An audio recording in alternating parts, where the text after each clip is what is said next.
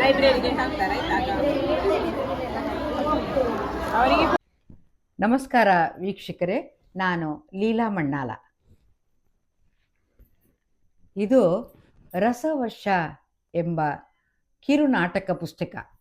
ಈ ನಾಟಕದಲ್ಲಿ ಒಂದು ನಾಟಕ ಮುನ್ನಡೆಸು ಬೆಳಕಿನೆಡೆಗೆ. ಈ ವಿಚಾರವನ್ನು ನಿಮಗೆ ಹೇಳಲಿಕ್ಕೆ ನನಗೆ ಸಂತೋಷ ಆಗ್ತಾ ಇದೆ. ಈ ಮುನ್ನಡೆಸು ಬೆಳಕಿನೆಡೆಗೆ ನಾಟಕವನ್ನು ಕೇರಳದ ಕನ್ನಡ ಶಾಲೆಗಳಲ್ಲಿ 9ನೇ ತರಗತಿಗೆ ಈ 2024-25ನೇ ಸಾಲಿನಿಂದ ಅನ್ವಯ ಆಗುವ ಹಾಗೆ ಕೊಟ್ಟಿದ್ದಾರೆ. ಸುಮಾರು 14 ಪುಟಗಳು ಇವೆ ಈ ನಾಟಕ. ಇದು ಕೇರಳ ಪಾಠಾವಳಿ 9ನೇ ತರಗತಿಯ ಪಠ್ಯಪುಸ್ತಕ. ಇತ್ತೀಚೆಗೆ ನಾನು ಕೇರಳದ ಕೆಲವು ಕನ್ನಡ ಶಾಲೆಗಳಿಗೆ ಹೋಗಿದ್ದೆ. ಆವಾಗ ನನಗೆ ಬಹಳ ಆತ್ಮೀಯವಾದ ಸ್ವಾಗತ ಅಲ್ಲಿ ದೊರೆಯಿತು. ಮತ್ತು ಅಲ್ಲಿಯ ಶಿಕ್ಷಕ ವೃತ್ತದವರು ನನ್ನನ್ನು ತರಗತಿಗೆ ಬರಲೇಬೇಕು, 9ನೇ ತರಗತಿಯ ಮಕ್ಕಳೊಂದಿಗೆ ನೀವು ಸ್ವಲ್ಪ ಹೊತ್ತು ಸಂವಾದ ನಡೆಸಬೇಕು ಅಂತ ಹೇಳಿದ್ದರಿಂದ ನಾನು ಕೆಲವು ತರಗತಿಗಳಿಗೆ ಅಲ್ಲಿ ಹೋಗಿದ್ದೆ ಮತ್ತು ಮಕ್ಕಳೊಂದಿಗೆ ಬಹಳ ಸಂತೋಷವಾದಂಥ ಸಮಯವನ್ನು ಕಳೆದೆ. ಈಗ ಇಲ್ಲಿ ನನ್ನ ಸಂತೋಷಕ್ಕಾಗಿ ಈ ನಾಟಕದ ಕೆಲವು ವಾಕ್ಯಗಳನ್ನು ನಿಮ್ಮ ಮುಂದೆ ನಾನು ಪ್ರಸ್ತುತಪಡಿಸುತ್ತೇನೆ. ಈ ನಾಟಕದ ವಿಚಾರ ಹೀಗೆ ಇದೆ. ಸಿದ್ಧಾರ್ಥ, ಕ್ರಿಸ್ತಪೂರ್ವ 6ನೇ ಶತಮಾನ. ಕಪಿಲವಸ್ತುವಿನ ಮಹಾರಾಜ ಶುದ್ಧೋಧನ, ಈತನ ಮಗ ಸಿದ್ಧಾರ್ಥ. ಈತನಿಗೆ ಮದುವೆ ಆಗಿದೆ, ಯಶೋಧರೆ ಮಡದಿ. ಈ ಸಂದರ್ಭದಲ್ಲಿ ಸಿದ್ಧಾರ್ಥನಿಗೆ ಒಂದು ದಿನ ನಗರ ಸಂಚಾರ ಮಾಡುವಂಥ ಮನಸ್ಸಾಗುತ್ತದೆ. ಹಾಗೆ ಶುದ್ಧೋಧನ ಮಹಾರಾಜ ಸಾರಥಿ ಚೆನ್ನನೊಂದಿಗೆ ಸಿದ್ಧಾರ್ಥನನ್ನು ನಗರ ಸಂಚಾರಕ್ಕೆ ಕಳಿಸುವನು. ಹೀಗೆ ನಗರ ಸಂಚಾರಕ್ಕೆ ಹೊರಟ ಸಂದರ್ಭದಲ್ಲಿ ಸಿದ್ಧಾರ್ಥನ ಕಣ್ಣಿಗೆ ಓರ್ವ ರೋಗಿ, ಓರ್ವ ಮುದುಕ ಹಾಗೂ ಒಂದು ಶವಯಾತ್ರೆ ಕಣ್ಣಿಗೆ ಕಾಣ್ತದೆ. ಅದುವರೆಗೆ ಬಹಳ ಮುಚ್ಚಟೆಯಿಂದ ಪ್ರೀತಿಯಿಂದ ಸಿದ್ಧಾರ್ಥನನ್ನು ಬೆಳೆಸಲಾಗಿರುತ್ತದೆ ಅರಮನೆಯಲ್ಲಿ. ಹೀಗಾಗಿ ಇದ್ದಕ್ಕಿದ್ದಂತೆ ಈ ಕಷ್ಟ ಕಾರ್ಪಣ್ಯವನ್ನು ನೋಡಿದ ಸಿದ್ಧಾರ್ಥನ ಮನಸ್ಸು ಅಲ್ಲಕಲ್ಲೋಲವಾಗುತ್ತದೆ ಹಾಗೂ ವಿಚಾರ ಮಂಥನಕ್ಕೆ ಅಲ್ಲಿ ಎಡೆಯಾಗುತ್ತದೆ. ಇಲ್ಲಿ ಎಲ್ಲ ಕಥೆಯನ್ನು ನಾನು ಹೇಳುತ್ತಾ ಹೋಗುವುದಿಲ್ಲ. ಚೆನ್ನನೊಂದಿಗೆ ಹೋಗುತ್ತಾ ಇದ್ದಾಗ ಮುದುಕನನ್ನು ಕಂಡಾಗ ಚೆನ್ನ ಅಂದರೆ ಸಾರಥಿ ಮತ್ತು ಸಿದ್ಧಾರ್ಥನ ನಡುವೆ ನಡೆದ ಸಂವಾದವನ್ನು ಸ್ವಲ್ಪ ನಿಮ್ಮ ಮುಂದೆ ಪ್ರಸ್ತುತ ಪಡಿಸುತ್ತೇನೆ. ರಥದ ಮೇಲೆ ಸಿದ್ಧಾರ್ಥ, ಎಲ್ಲ ಪುರಜನರು ಬಹಳ ಸಂತೋಷದಿಂದ ಸಿದ್ಧಾರ್ಥನನ್ನೇ ನೋಡ್ತಾ ಇದ್ದಾರೆ. ಇಡೀ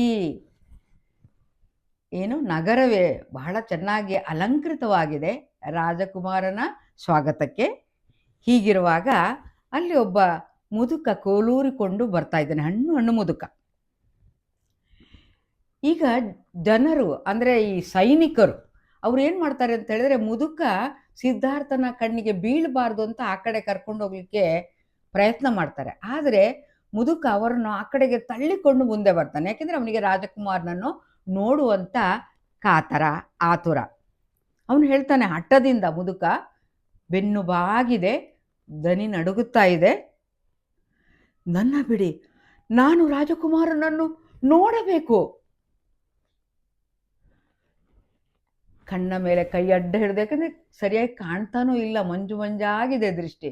ಹಾಗಾಗಿ ಈಗ ಕೈ ಅಡ್ಡ ಹಿಡಿದು ಅವನು ಸಿದ್ಧಾರ್ಥನನ್ನು ನೋಡ್ತಾನೆ. ಆಹಾ, ಎಂಥ ಮನಮೋಹಕ ಆಕೃತಿ! ಉದ್ಗಾರ ಮಾಡ್ತಾನೆ ಅವನು ಮುದುಕ. ಎಂಥ ತೇಜಸ್ಸು! ಇವನೇ ಏನು ಕಪಿಲವಸ್ತುವಿನ ರಾಜಕುಮಾರ? ಎಲ್ಲರೂ ಬನ್ನಿ, ಎಲ್ಲರೂ ಬನ್ನಿ, ಕಪಿಲವಸ್ತುವಿನಲ್ಲಿ ಸೂರ್ಯೋದಯವಾಗಿದೆ, ಇನ್ನು ಕತ್ತಲೆ ಇಲ್ಲ, ಇನ್ನು ಕತ್ತಲೆ ಇಲ್ಲ. ಮುದುಕ ಹೀಗೆ ಸಂತೋಷದಿಂದ ಉದ್ಗಾರ ತೆಗೆದಾಗ ಅಲ್ಲಿ ಕೆಲವು ಪುಟ್ಟ ಮಕ್ಕಳು ಆಟ ಆಡ್ತಾ ಇರ್ತಾರೆ. ಅವ್ರು ಏನು ಮಾಡ್ತಾರೆ ಅಂತ ಹೇಳಿದ್ರೆ, ಇದು ನಾಟಕ ಅಲ್ವಾ, ಅವ್ರು ಏನು ಮಾಡ್ತಾರೆ ಅಂತ ಹೇಳಿದ್ರೆ ಮುದುಕನ ಸುತ್ತ ಸುತ್ತ ಕುಣಿತಾ ಕುಣಿತಾ ಹೇಳ್ತಾರೆ, ಇನ್ನು ಕತ್ತಲೆ ಇಲ್ಲ, ಇನ್ನು ಕತ್ತಲೆ ಇಲ್ಲ, ಇನ್ನು ಕತ್ತಲೆ ಇಲ್ಲ, ಸೂರ್ಯೋದಯವಾಗಿದೆ. ಸಿದ್ಧಾರ್ಥ ಆ ಮುದುಕನನ್ನೇ ನೋಡ್ತಾನೆ.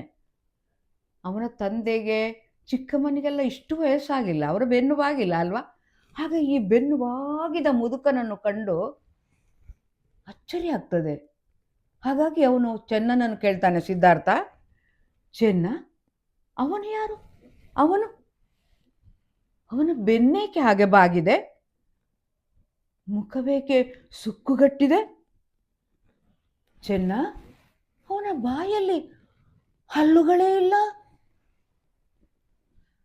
ಆಗ ಒಡೆಯನ ಮುಗ್ಧತೆಗೆ ಚೆನ್ನನಿಗೆ ಅಳುಬೇಕಾ ನಗಬೇಕಾ ಗೊತ್ತಾಗೋದಿಲ್ಲ. ಅವನು ಹೇಳ್ತಾನೆ, ಒಡೆಯ, ಅವನು ಮುದುಕನಾಗಿದ್ದಾನೆ, ಆದ್ದರಿಂದ ಅವನ ಬೆನ್ನು ಬಾಗಿದೆ. ಆಗ ಮಕ್ಕಳು ಅಲ್ಲಿ ಕೇಳಿಸ್ಕೊಳ್ತಾ ಇರ್ತಾರಲ್ಲ, ಎಲ್ಲ ಆಟ ಅವರಿಗೆ, ಆ ಚಿಕ್ಕ ಮಕ್ಕಳು. ಅವ್ರೇನು ಮಾಡ್ತಾರೆ, ಅಣಕಿಸುತ್ತಾ ಯಾರನ್ನು? ಸಾರಥಿಯನ್ನು, ಚೆನ್ನನನ್ನು. ಅವನು ಮುದುಕನಾಗಿದ್ದಾನೆ, ಹಾಗಾಗಿ ಬೆನ್ನು ಬಾಗಿದೆ ಅಭಿನಯಿಸುತ್ತಾ ಕುಣಿತಾರೆ ಅವರು ಮಕ್ಕಳು. ಆಯ್ತಾ? ಮತ್ತೆ ಇನ್ನೊಂದು ಪ್ರಶ್ನೆ ಬರ್ತದೆ.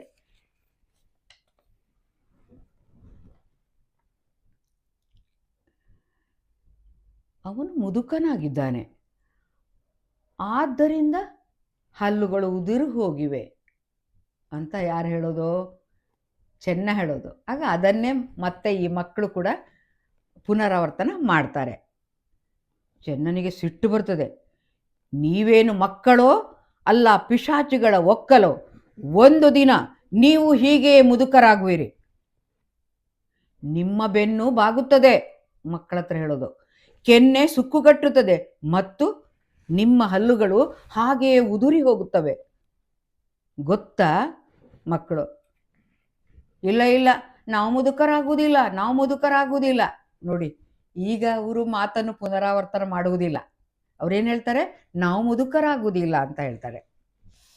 ಸಿದ್ಧಾರ್ಥ ಚೆನ್ನನನ್ನು ಮತ್ತೆ ಕೂಗುತ್ತಾನೆ, ಚೆನ್ನ, ಹೇಳಿ ಒಡೆಯ, ಅವನೇಕೆ ಮುದುಕನಾಗಿದ್ದಾನೆ? ಚೆನ್ನ ಹೇಳ್ತಾನೆ, ಕುಮಾರ, ವೃದ್ಧಾಪ್ಯದಿಂದಾಗಿ ವಯಸ್ಸು ಆಗ್ತಾ ಆಗ್ತಾ ಎಲ್ಲರೂ ವೃದ್ಧರಾಗುತ್ತಾರೆ. ಎಲ್ಲರೂ? ಆಶ್ಚರ್ಯ ಸಿದ್ಧಾರ್ಥನಿಗೆ. ಅಂದರೆ ಚೆನ್ನ, ನೀನು ಮುದುಕನಾಗ್ತೀಯಾ? ಹೂಂ ಕುಮಾರ, ನಾನು ಮುದುಕನಾಗ್ತೀನಿ. ಚೆನ್ನ, ನಮ್ಮ ತಂದೆ ಮತ್ತೆ ಗೌತಮಿ ಚಿಕ್ಕಮ್ಮ? ಚೆನ್ನ, ನನ್ನ ಯಶೋಧರೆ? ಈಗ ಚೆನ್ನ ದೃಢವಾದ ಧ್ವನಿಯಿಂದ ಹೇಳ್ತಾನೆ, ಹೌದು ಕುಮಾರ, ಅವರೆಲ್ಲರೂ ಒಂದಲ್ಲ ಒಂದು ದಿನ ವೃದ್ಧರಾಗಲೇಬೇಕು.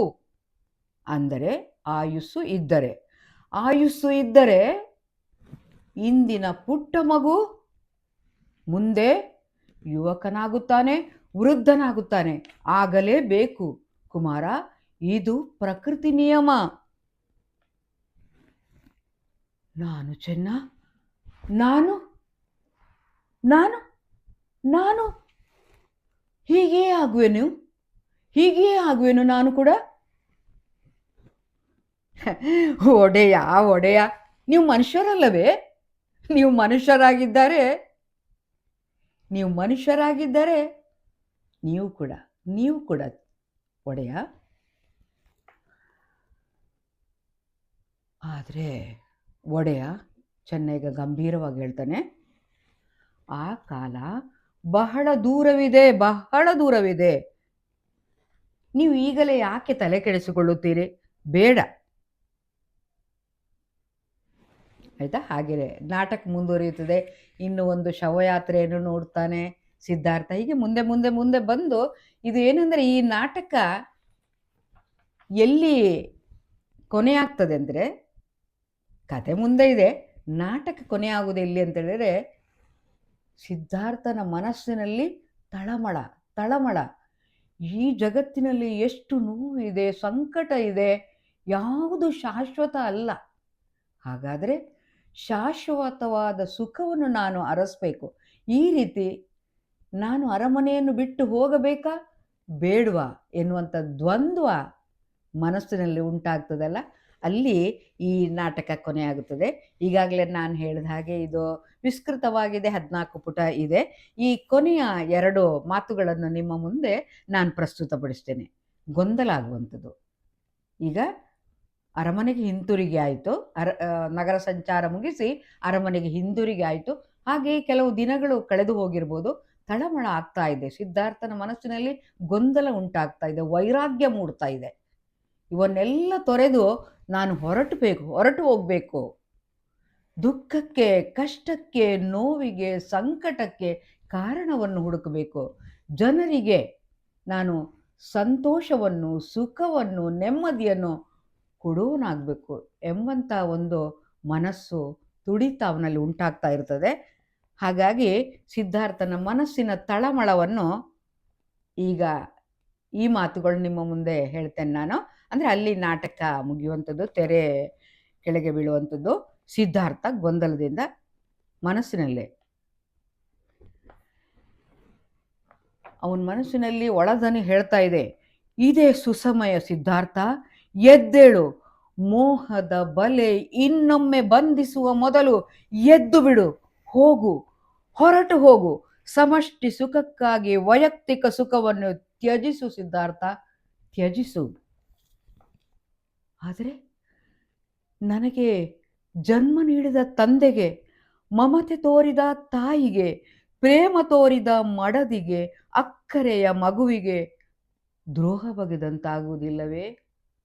ಇದು ಮನಸ್ಸಿನಲ್ಲೇ ಆಗುವಂಥ ಅವನ ತಳಮಳ, ಸಂದೇಹಗಳು. ಇದು ಹಿನ್ನೆಲೆಯ ಧ್ವನಿಯಲ್ಲಿ ಬರಬೇಕು. ಸಿದ್ಧಾರ್ಥ ಹೀಗೆ ಹೇಳಿದ ತಕ್ಷಣ ಇನ್ನು ಹಿನ್ನೆಲೆಯ ಧ್ವನಿ ಬರ್ತದೆ. ಈ ರೀತಿ ಹಿನ್ನೆಲೆ ಧ್ವನಿ, ಅದು ಅನಿವಾರ್ಯ. ಯಾವುದು ಅನಿವಾರ್ಯ? ಕೆಲವರಿಗಾದರೂ ನೋವು ಕೊಡುವಂಥದ್ದು ಅನಿವಾರ್ಯವಾಗುತ್ತದೆ. ಲೋಕ ಬೆಳಗುವ ಕಾರಣಕ್ಕೆ ಒಂದಷ್ಟು ಮಂದಿಗೆ ನೋವು, ಆದರೆ ಅಂತಿಮವಾಗಿ ನೋವಲ್ಲ, ಅಲ್ಲಿ ಸಂತೋಷ, ಆನಂದ ಅಲ್ವಾ? ಸೊ ಕೊನೆಯ ಒಂದು ಹಿನ್ನೆಲೆ ಧ್ವನಿ, ಅದು ಅನಿವಾರ್ಯ. ಲೋಕವನ್ನು ಬೆಳಗುವ ದೀಪದಡಿ ಕತ್ತಲು ಅನಿವಾರ್ಯ. ಲೋಕವನ್ನು ಬೆಳಗುವ ದೀಪದಡಿ ಕತ್ತಲು ಅನಿವಾರ್ಯ. ಆದರೆ ಕ್ರಮೇಣ ಅಲ್ಲಿಯೂ ಬೆಳಕಾಗುವುದು. ಬಿಟ್ಟು ಬಿಡು ಸಿದ್ಧಾರ್ಥ, ಕ್ಷಣಿಕ ಸುಖದ ಮೋಹವನ್ನು ಬಿಟ್ಟು ಬಿಡು. ಅದೋ ಅಲ್ಲಿದೆ ಶಾಶ್ವತ ಬೆಳಕು. ನಡೆ ಮುಂದೆ, ಮತ್ತೆ ಮುನ್ನಡೆಸು ಜನರನ್ನು. ನೀನು ನಡೆ ಮುಂದೆ ಶಾಶ್ವತ ಬೆಳಕಿನೆಡೆಗೆ. ಅದು ಅಲ್ಲಿದೆ ಶಾಶ್ವತ ಬೆಳಕು. ನಡೆ ಮುಂದೆ, ನಡೆ ಮುಂದೆ, ಮತ್ತೆ ಮುನ್ನಡೆಸು ಜನರನ್ನು. ಬೆಳಕಿನೆಡೆಗೆ, ಬೆಳಕಿನೆಡೆಗೆ, ಬೆಳಕಿನೆಡೆಗೆ, ಮುನ್ನಡೆಸು ಬೆಳಕಿನೆಡೆಗೆ. ನಮಗೆ ಅವರ ಬಗ್ಗೆ ಒಂದು ಪಾಠ ಉಂಟು, ಮುನ್ನಡೆಸು ಬೆಳಕಿನೆಡೆಗೆ ಅಂತೇಳಿ. ಅವರು ಸಿಕ್ಕಿದ್ದು ನಮ್ಮ ನಿಜವಾಗಿ ನೋಡಿದ್ರೆ ನಮ್ಮ ಭಾಗ್ಯ ಅಂತ ಹೇಳ್ಬೋದು. ಯಾರೇ ಕೂಡ ಇಂಥ ಒಂದು ದಿವಸಕ್ಕೆ ನೆನೆಸದೆ ಕಾಣಿಸದೆ ಸಿಗುವಂತ ಒಂದು ಅಪೂರ್ವ ವ್ಯಕ್ತಿತ್ವ ನಮ್ಮ ಮುಂದೆ ಇದ್ದಾರೆ. ಅವರನ್ನು ನಮ್ಮೆಲ್ಲರ ಪರವಾಗಿ ಹಾರ್ದಿಕವಾಗಿ ಸ್ವಾಗತಿಸುತ್ತೇವೆ.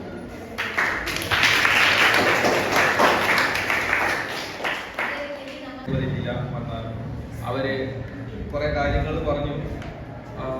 കുറച്ചൊക്കെ മനസ്സിലായിട്ടുണ്ട്. നിങ്ങൾക്ക് കുറേ കാര്യങ്ങൾ അദ്ദേഹത്തിന്റെ പാഠഭാഗങ്ങൾ പഠിച്ചിട്ടുണ്ടാവും, അല്ലെങ്കിൽ എടുത്തു കഴിഞ്ഞ് ആയിട്ടാണ്. അപ്പൊ ഇനി നിങ്ങൾക്ക് ആ പാഠഭാഗം എടുക്കുമ്പോൾ ഇവരെ എന്തായാലും മനസ്സിൽ വരും. അത് നിങ്ങൾ സ്വന്തം പിന്നെ നിങ്ങളെ പാഠഭാഗത്തിൽ പഠിക്കുന്ന പാഠവും അതിന്റെ രചയിതാവും നിങ്ങളുടെ ക്ലാസ്സിൽ നിങ്ങളുടെ മുമ്പിൽ നിന്ന് കാര്യങ്ങൾ പറയുന്നത് നിങ്ങളുടെ ലൈഫിൽ ആദ്യമായിട്ടായിരിക്കും. ഒരു എഴുത്തുകാരൻ അല്ലെങ്കിൽ എഴുത്തുകാരി അതേ പിന്നെ കുട്ടികളോട്, ആ പഠിക്കാനുള്ള കുട്ടികളുടെ മുമ്പിൽ നേരിട്ട് വരിക, മുമ്പിൽ നേരിട്ട് പ്രത്യക്ഷപ്പെടുന്നത് നിങ്ങൾക്ക് ഒരു വലിയ ഭാഗ്യമാണ് കിട്ടിയത്. ഇങ്ങനൊരു അവസരം നിങ്ങൾക്ക് ഇനി ഏതെങ്കിലും എഴുത്തുകാർ വരുമെന്നറിയില്ല. ഇത് വലിയൊരു ഭാഗ്യമാണ്. നിങ്ങളുടെ പഠിക്കാനുള്ള ആ പാഠഭാഗത്തിലെ ആ പിന്നെ പാഠം എഴുതിയ ആൾ നിങ്ങളുടെ മുമ്പിലേക്ക് തന്നെ പ്രത്യക്ഷപ്പെടുക. അതൊരു ഭാഗ്യമാണ്. അവർ ನನಗೆ ಮೊದಲನೇ ಮುದ್ರಣ 2004. ಈ ರಸವರ್ಷ ಪುಸ್ತಕದಿಂದ ಆಯ್ಕೆ ಮಾಡ್ಕೊಂಡಿದ್ದಾರೆ ಗೌರ್ಮೆಂಟ್ ಅವರು. ಇದು ಮೊದಲನೇ ಮುದ್ರಣ 2004ರಲ್ಲಿ ಆಗಿದೆ. ನಂತರ ಮುದ್ರಣ ಆಗ್ತಾ ಬಂತು. ಅದ್ರ ಏನಾಯ್ತು, 20 ವರ್ಷ ಆಗಿದೆ ಬರೆದು. ಇನ್ನೇನಾದ್ರೂ ಪ್ರಶ್ನೆಗಳಿದೆಯಾ ಮಕ್ಕಳೇ? ಕೇಳಿ ಸಂತೋಷ ಬೇಡ ಹುಡುಗರು.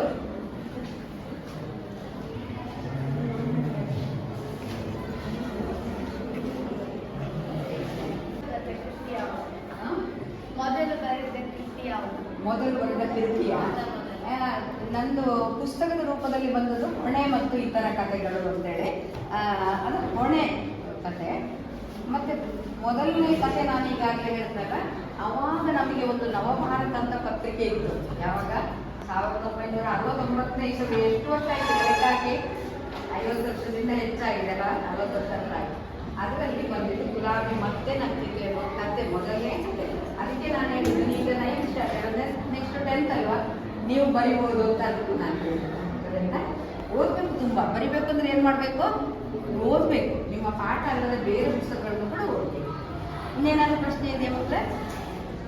ವಾಯ್ಸು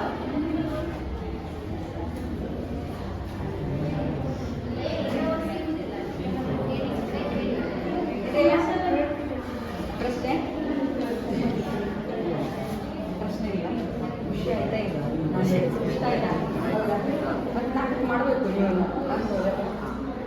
ಯಾವ ಪಾತ್ರ ಇಷ್ಟ ಆಯಿತು? ಓದಬೇಕು. ಪಾಠದಲ್ಲಿ ಓದಿದ್ರೆ ಗೊತ್ತಾಗ್ತದೆ.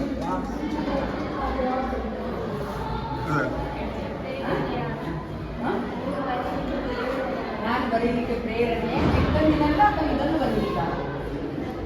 ಇದನ್ನು ಬರೀಲಿಕ್ಕೆ ಬುದ್ಧನ ಬಗ್ಗೆ ಓದಿದಾಗ ನನಗೆ ಇಷ್ಟ ಆಯಿತು. ಬೇರೆಲ್ಲ ಓದಿದಾಗ ಇಷ್ಟ ಆಯಿತು, ಹಾಗೆ ಬರುತ್ತೆ. ಅಂದರೆ ನಿಮ್ಮ ಹಾಗೆ ಹೈಸ್ಕೂಲ್ ಮಕ್ಕಳಿಗೆ ಓದಲಿಕ್ಕೆ, ಅದನ್ನು ನಾಟಕ ಆಡಲಿಕ್ಕೆ ಬೇಕಲ್ವ, ಆ ರೀತಿಯಾಗಿ ಒಂದು ಸರಳವಾದಂಥ ಭಾಷೆಯಲ್ಲಿ ಬರ್ತದೆ.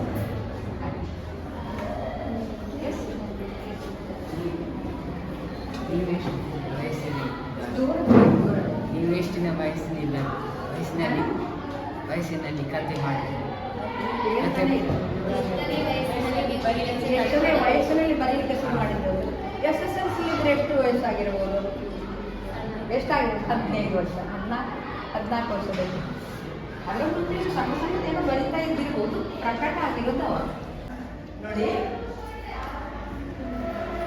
ಈ ಪುಸ್ತಕದಿಂದ ರಸವರ್ಷ ಎಂಬ ನಾಟಕ ಪುಸ್ತಕ ಇದೆ. ನನ್ನ ಈ ಪುಸ್ತಕದಿಂದ ಒಂದು ನಾಟಕವನ್ನು ಆಯ್ದು ನಿಮಗೆ ಕೊಟ್ಟಿದ್ದಾರೆ. ಇದು ಏನು ಅಂತ ಹೇಳಿದ್ರೆ, ನಾನು ಹೆಚ್ಚಿಗೆ ಹೇಳಲಿಕ್ಕೆ ಹೋಗೋದಿಲ್ಲ. ಒಂದು 4 ವಾಕ್ಯ ಇದರದ್ದು ಓದ್ತೇನೆ. ನಾಟಕ ಅಂದಾಗ ನಿಮಗೆ ಗೊತ್ತಿದೆ ಹೇಗೆ, ಅದು ಭಾವನೆಯಲ್ಲಿ ವ್ಯಕ್ತ ಆಗ್ಬೇಕಲ್ವಾ? ಹೌದಲ್ವಾ? ನವರಸಗಳು ಅಂತ ನಾವು ಹೇಳ್ತೀವಿ. ನನ್ನದೊಂದು ನವರಸಾಭಿನಯ ಅಂತ ಪುಸ್ತಕ ಇದೆ, ಆಯ್ತಾ? ನವರಸಗಳು ಅಲ್ಲಿ ವ್ಯಕ್ತ ಆಗ್ತದೆ. ಇಲ್ಲಿ ಈ ಮುನ್ನಡೆಸು ಬೆಳಕಿನೆಡೆಗೆ ಅಂತ ಹೇಳಿದ್ರೆ, ಕತ್ತಲೆಯಿಂದ ಬೆಳಕಿನೆಡೆಗೆ ಅಲ್ವಾ? ಗೌತಮ ಬುದ್ಧನ ಕಥೆ ಕೇಳಿದ್ದೀರಾ ನೀವು? ಗೊತ್ತಾ? ಗೌತಮ ಬುದ್ಧ ಅಂತೇಳಿ ಮೊದಲಿಗೆ ಅರ್ಥ ಆಗ್ತಾ ಇದೆ ನನಗೆ. ಸಿದ್ಧಾರ್ಥ ಅಂತೇಳಿ ಬಾಲಕನಾಗಿದ್ದಾಗ ಹೆಸರು. ಸಿದ್ಧಾರ್ಥನಿಗೆ ಚಿಕ್ಕಂದಿನಲ್ಲಿ ಒಬ್ಬರು ಮುನಿಗಳು ಬಂದು, ಯುದ್ಧೋಧನಂತ ಮಹಾರಾಜ ಆತನ ತಂದೆ, ಗೊತ್ತಾಯ್ತಲ್ವಾ? ಬಂದು ಅವ್ರು ಹೇಳ್ತಾರೆ, ಭವಿಷ್ಯ ಹೇಳ್ತಾರೆ ಮಗುವನ್ನು ನೋಡಿ, ನಿಮ್ಮ ಮಗು ಒಂದೇ ಏನೋ ದೊಡ್ಡ ಚಕ್ರವರ್ತಿ ಆಗುವುದು, ಆಯ್ತಾ? ಈ ದೇಶವನ್ನು ಆಡುವ, ಅಥವಾ ಒಬ್ಬ ಸನ್ಯಾಸಿ ಸಂತ ಆಗುವುದು. ಆಗ ಶುದ್ಧೋಧನ ಮಹಾರಾಜರೇ, ನನ್ನ ಮಗ ಸಂತ ಆಗುವುದು ಬೇಡ, ಏನಾಗಬೇಕು? ಚಕ್ರವರ್ತಿ ಆಗಬೇಕು. ಎಲ್ಲ ತಂದೆದಾಗಿಗಳಿಗೆ ಅದೇ ಆಸೆ ಅಲ್ವಾ ಅಂತ ಅಂದುಕೊಂಡು, ಮಗ ಯಾವ ಕಷ್ಟ ನೋಡಬಾರ್ದು ಅಂತ ಅರಮನೆಯಲ್ಲೇ ಇಟ್ಕೊಳ್ಳು ಮಗಳನ್ನ, ಯಾವುದೂ ಗೊತ್ತಿಲ್ಲ. ಮೇಡಮ್ ಹೇಳಿದ್ರು, ಮೇಡಮ್ ಕರ್ಕೊಂಡು ಬಂದದಕ್ಕೆ ಅವರಿಗೆ ಮೊದಲು ಧನ್ಯವಾದ. ಹಾಗೆ ಮೇಡಮ್ ಹೇಳಿದ್ರು, ನಿಮಗೆ ಅವರನ್ನು ತೋರಿಸುವಂತ ಕರ್ಕೊಂಡು ಬಂದ್ಬಿಟ್ಟು, ಅದನ್ನು ನಾನು ಬಂದದ್ದು ಯಾಕೆ ನಿಮ್ಮನ್ನು ನೋಡುವ ಅಂತ. ಹೌದಲ್ವಾ? ಈಗ ಚೆನ್ನಾಗಿ ಓದಬೇಕು, ಅಲ್ಲಿ ಏನು ಕೊಟ್ಟಿದ್ದಾರೆ ಅಭ್ಯಾಸ, ಅದನ್ನು ಕೂಡ ಮಾಡಿ ತುಂಬ ಸಂತೋಷ ಆಯಿತು. ಬರೋದು ಮೇಡಮ್. ನಾವು ಶಾಲೆಗೆ ಭೇಟಿ ಇತ್ತ ಸಂದರ್ಭದಲ್ಲಿ ಪ್ರೀತಿ ವಿಶ್ವಾಸದಿಂದ ನಮ್ಮನ್ನು ಆಧರಿಸಿದ ಬೇಕೂರು ಶಾಲೆಯ ಶಿಕ್ಷಕ ವೃಂದದವರಿಗೆ ವಂದನೆಗಳು. 2025 ಇಸವಿ ಜನವರಿ 3ನೇ ವಾರ ಅನಿರೀಕ್ಷಿತವಾಗಿ ನಾನು ಕೇರಳದ ಕನ್ನಡ ಮಾಧ್ಯಮ ಶಾಲೆಗಳಿಗೆ ಭೇಟಿ ಕೊಟ್ಟಿದ್ದೆ. ಹಾಗಿದ್ದರೂ ಕೂಡ ಎಲ್ಲ ಶಾಲೆಗಳ ಶಿಕ್ಷಕ ವೃಂದದವರು ಹಾಗೂ ವಿದ್ಯಾರ್ಥಿಗಳು ನನ್ನನ್ನು ಬಹಳ ಆದರಪೂರ್ವಕವಾಗಿ ಬರಮಾಡಿಕೊಂಡಿದ್ದಾರೆ. ಅವರಿಗೆ ನನ್ನ ಹಾರ್ದಿಕ ಕೃತಜ್ಞತೆಗಳು ಹಾಗೂ ಶುಭ ಹಾರೈಕೆಗಳನ್ನು ಈ ಮೂಲಕ ತಿಳಿಸುತ್ತಿದ್ದೇನೆ. 9ನೇ ತರಗತಿ ಮತ್ತು 5ನೇ ತರಗತಿಯ ಕನ್ನಡ ಪಠ್ಯಪುಸ್ತಕಗಳಲ್ಲಿ ನಾನು ಬರೆದ ನಾಟಕಗಳನ್ನು ಸೇರಿಸಲಾಗಿದೆ. ಆತ್ಮೀಯ ವೀಕ್ಷಕರೇ, ಮುನ್ನಡೆಸು ಬೆಳಕಿನೆಡೆಗೆ ಈ ನಾಟಕದ ವಿಡಿಯೋ ಕಾರ್ಯಕ್ರಮವನ್ನು ವೀಕ್ಷಿಸಿದ ನಿಮಗೆಲ್ಲರಿಗೂ ಧನ್ಯವಾದಗಳು. Thank you.